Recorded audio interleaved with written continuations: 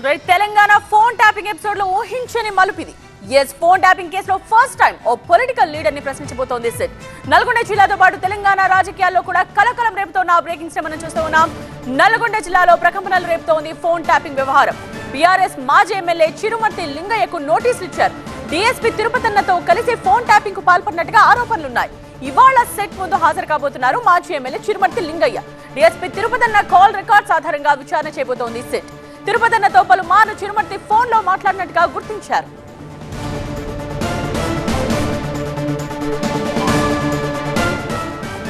Principal correspondent Praneetha మరిన్ని details తో సిద్ధంగా ఉన్నారు. ప్రణీత, ఈ విచారణ ఎలా సాగబోతోంది? ఎటువంటి క్వశ్చన్స్ అడగబోతున్నారు పోలీసులు? ఎలా సిద్ధంగా ఉన్నారు? అయితే ఇప్పటికే నల్గొండ నుండి చిరుమర్తి లింగయ్య హైదరాబాద్ బయలుదేరారు. సో మరి కాసేపట్లోనే ఆయన జూబ్లీహిల్స్ పోలీస్ స్టేషన్కి వచ్చి ఏసీపీ ముందు తను విచారణకి హాజరు కాబోతున్నారు. అయితే ఇప్పటి వరకు కేవలం పోలీస్ అధికారులను మాత్రమే ఇన్వెస్టిగేషన్ అధికారులు విచారించారు. ఫస్ట్ టైం ఒక పొలిటీషియన్ని ఫోన్ ట్యాపింగ్ కేసులో పోలీసులు విచారించబోతున్నారు. ఎన్ని గంటల పాటు విచారిస్తారు, ఎన్ని రోజుల పాటు విచారిస్తున్నటువంటిది కూడా కీలకంగా మారనుంది.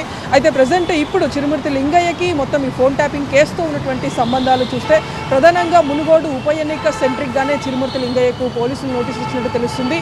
గతంలో బీఆర్ఎస్ అధికారంలో ఉన్నటువంటి టైంలో చాలా ప్రతిష్టాత్మకంగా మునుగోడు ఉప ఎన్నికను తీసుకుంది. ఖచ్చితంగా ఆ ఎన్నికల్లో బీఆర్ఎస్ అభ్యర్థిని గెలిపించేందుకు అప్పటి అధికార పార్టీ అనేక ప్రయత్నాలు చేసింది. సో ఇందులో భాగంగానే అప్పటి బీఆర్ఎస్ అభ్యర్థి ద్వారా అక్కడ ఉన్నటువంటి డబ్బును అంతా కూడా పంపిణీ చేసేందుకు ఇప్పుడు అరెస్ట్ అయినటువంటి తిరుపతన్నతో పాటు భుజంగరావు పరోక్షంగా సహకరించారు అనేటువంటి ఆరోపణలు ఉన్నాయి.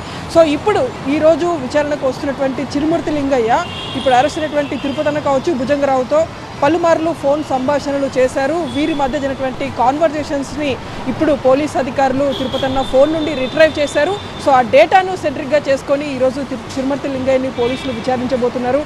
వీరిద్దరి మధ్య జరిగినటువంటి సంభాషణ స్క్రీన్ షాట్స్ సైతం ఆల్రెడీ పోలీసుల దగ్గర ఉన్నాయి. సో ఆ స్క్రీన్ షాట్స్ని ముందర పెట్టి ఈరోజు చిరుమర్తి లింగయ్యని పోలీసులు ప్రశ్నించబోతున్నారు.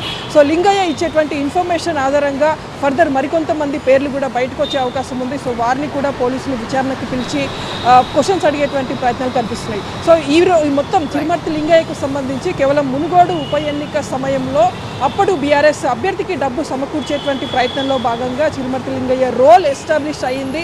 సో ఆ రోల్కి సంబంధించినటువంటి ఎవిడెన్స్ ఇప్పుడు పోలీసుల దగ్గర ఉంది కాబట్టి దాన్ని బేసిక్గానే ఈరోజు ఆయన్ని విచారించబోతున్నారు.